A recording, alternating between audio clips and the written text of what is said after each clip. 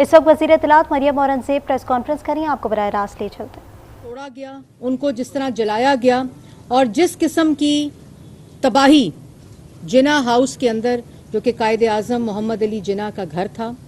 अगर आप असल में ये देखें और जो लोग स्क्रीन्स के ऊपर देखते हैं कि किस तरह डंडों के साथ, पेट्रोल के साथ इस जगह को आग लगाई है, लेकिन आपकी टीवी स्क्रीन्स पे देखने और असल में देखने में ज़मीन और आसमान का फ़र्क है। ये जो जिना हाउस के एंटर होते ही जो कॉरिडोर है, उसमें कायदे आज़म मोहम्मद अली जिना की तस्वीरें लगी थीं, जिनको नज़र आतिश किया गया, जिनके ऊपर पेट्रोल फेंका गया और जिनको आग लगाई गई। इसी तरह उनके बेडरूम्स में जो चीज़ें थीं, जो ड्राइंग रूम्स में तारीखी चीज़ें थीं, जो सिम्बॉलिकली उनकी यादगारें थीं, उनको नज़र आतिश किया गया। और उसके बाद जो गाड़ियाँ थीं जिनकी कोई कीमत नहीं, जो प्राइसलेस थीं, जो कायद की यादगारें थीं, उनको जलाया गया। और अगर आप उनको देखें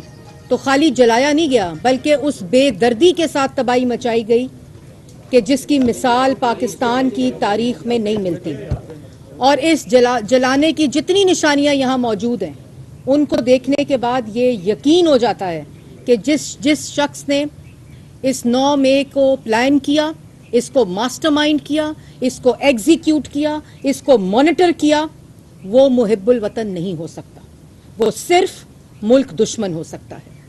ये कोई शख्स कर ही नहीं सकता कि वो सिर्फ इस डर से कि वो जेल ना जाए और अपने जवाब ना देने पड़े और उससे बेनकाब हो जाएं, उस शख्स ने अपने घर बैठकर जिना का घर जलवाने की साजिश की। उसने अपने घर बैठकर, ड्राइंग रूम में बैठकर मास्टरमाइंड करके, प्लान करके एम्बुलेंसेस जलाई, अस्पताल जलाए। और जिना हाउस के साथ ये इस हाउस की मस्जिद है जिसको नजर आतिश किया गया, जिन्होंने बच्चों के स्कूल जलाए, जिन्होंने शोहदा की यादगारों के ऊपर डंडे बरसाए, एमएम आलम का जहाज जलाया, उसको तोड़ा, कैप्टन कर्नल शेर खान का मुजस्मा तोड़ के उसको फेंक कर उसको नजर आतिश किया गया, शोहदा की यादगारों को तबाह किया गया, अफवाज पाकिस्तान की वर्दियों की बेहुरमती की गई, शोहदा की यादगारों की बेहुरमती की गई, अस्पताल जलाए गए और फिर उसको सियासी लिबादा देने की कोशिश की जा रही है, फिर उसको ह्यूमन राइट्स की वायलेशन की बात की जा रही है, जो साजिश और बयानिया दफन हो चुका है। क्योंकि जो शख्स यहां से होकर गया है और जिस तरह एक अवामी रद्द अमल आया है कि कुछ कौमें और कुछ कौमों की रेड लाइंस होती हैं, कुछ मुल्कों की रेड लाइंस होती हैं, कुछ रियासतों की रेड लाइंस होती हैं, उसको पार करना किसी को इजाजत नहीं दी जा सकती। और जिसने इसको मास्टरमाइंड किया है, जिसके सरगना वो फसादी, वो फितना, वो साजिशी अंसर है जो इस मुल्क पे मुसल्लत किया गया और दीमक की तरह खाने की कोशिश की इस मुल्क को। लेकिन 9 मई के साने के बाद जिस तरह पाकिस्तान की अवाम एक रिजॉल्व के साथ इकट्ठी हुई, जिस तरह रियासत पाकिस्तान इकट्ठी हुई, जिस तरह इस मुल्क के नुमाइंदों की जमातें इकट्ठी हुई कि जिसने इस जुर्म में अपना हिस्सा डाला है उसको कैफरे किरदार तक पहुंचाना पड़ेगा, वो मिसाल बनाना पड़ेगा कि आइंदा आने वाली किसी भी शख्स के अंदर ये जुर्रत ना हो कि वो इन हसास तनसीबात, इन शोहदा की यादगारों के ऊपर, इन हॉस्पिटल, स्कूल्स और जिसने शोहदा की यादगारों की बेहुरमती की है, उन सिंबल्स को तबाह किया है, ये जुर्रत आइंदा किसी शख्स की ना हो। लेकिन जिस किस्म का जलाओ घिराव हमने यहाँ देखा है, और फिर क्या कहते हैं कि मैं तो जेल में था, मैं फितना, फसाद, इंतशार, नफरत फैलाकर, मास्टरमाइंड करके, उसको प्लान करके, उसको एग्जीक्यूट करके, उसको अपने लोगों के रिस्पॉन्सिबिलिटी और जिम्मेदारी लगाकर तबाही कहां कहां करनी है, किस किस बिल्डिंग की करनी है, किस शोहदा की यादगार के ऊपर टारगेट कर कर हमला करना है, उसको जलाना है, ये जिम्मेदारियां मैं सबकी लगाकर,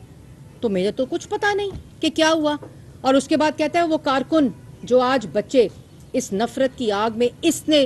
फेंके और झोंके हैं, आज वो उनके वालिदैन अदालतों के बाहर बैठे हैं जो इसकी नफरत का निशाना बने हैं। और फिर कहता है ये तो उन कारकुनान ने किया है। और कल मौसूफ फरमा रहे थे वही फितना और फसादी, वो साजिशी 9 मई का मास्टरमाइंड, वो ये कह रहा था कि मीडिया की रिस्पॉन्सिबिलिटी है, ये मीडिया की गलती है कि मेरी टूटी हुई टांग जो टूटी नहीं थी اس پہ پلاسٹر ضرور چڑھا تھا، وہ دکھا کر میرے پہ حملے کی خبر ڈال کے، مجھے مارنے کی خبر ڈال کے میڈیا کی وجہ سے، لیکن موصوف اپنی ہر ٹویٹ کے اندر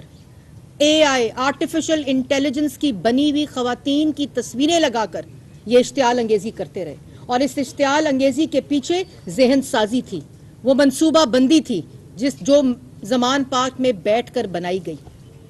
اپنے اس گھر میں بیٹھ کے بنائی گئی کہ تم نے جنا ہاؤس کیسے جلانا ہے. اور اس کے بعد اتنی شرم نہیں ہے، اتنی حیا نہیں ہے کہ کہتے ہیں کہ جو خواتین جیلوں میں ہیں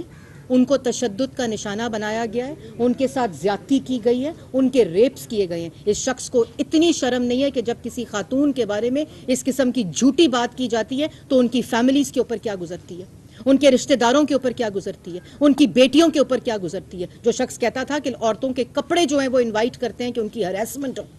یہ بیان دیتا تھا. اور آج اپنی سیاست کی خاطر، اپنی سیاسی پوائنٹ سکورنگ کی خاطر 9 مئی کے جو کالا دن، سیاہ دن، تاریخ دن، بلیک ڈے جو ہماری ہسٹری کے اندر ڈاکیومنٹ ہوگا، اس سے بچنے کے لیے، اپنی کرپشن سے بچنے کے لیے ان خواتین کو اپنی سیاست کی نظر کر رہا ہے، جن کی عزت کی حفاظت وزیر اعظم شہباز شریف صاحب نے کہا کہ جو پروٹیسٹرز خواتین ہوئی ہیں ان کے اوپر خود مانیٹرنگ کی. پنجاب حکومت کو کہا، خیبر پختونخوا کی حکومت کو کہا کہ بالکل جو جیل مینول ہے اس کے مطابق، قانون کے مطابق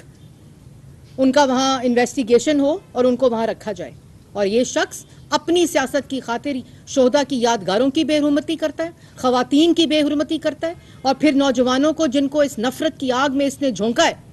ان کو آج بے یارو مددگار چھوڑ دیا کہ یہ ان کی غلطی تھی، وہ جانے اور میڈیا جانے. اور جس قسم کا میں نے آج جناح ہاؤس کے اندر یہ جلی ہوئی تصویریں دیکھی ہیں قائد اعظم محمد علی جناح کی، وہ یادگاریں دیکھی ہیں، وہ ہسٹورک چیزیں جو میوزیمز میں ہماری اگلی نوجوان نسل کے لیے پریزرو کی گئی تھیں، ان کو جلا دیا، ان کو نظر آتش کر دیا. یہ محب الوطن کر سکتا ہے؟ کیا محب الوطن شہداء کی یادگاروں پہ پتھر مار سکتا ہے؟ کیا پیٹرول بم سے ان کی یادگاروں، ان کے سمبولک جو جگہیں ان کی بے حرمتی اور ان کو جلا سکتا ہے؟ کبھی نہیں جلا سکتا. یہ وہ فورن فنڈنگ ہے جو اس وقت متحرک ہوئی بھی ہے. پچھلے 2 وزیر اطلاعات مریم اورنگزیب میڈیا سے گفتگو کر رہی تھیں. ان کا کہنا تھا کہ قائد کی یادگاروں کو جلایا گیا، جس شخص نے 9 مئی کو پلان کیا تھا نقصان پہنچا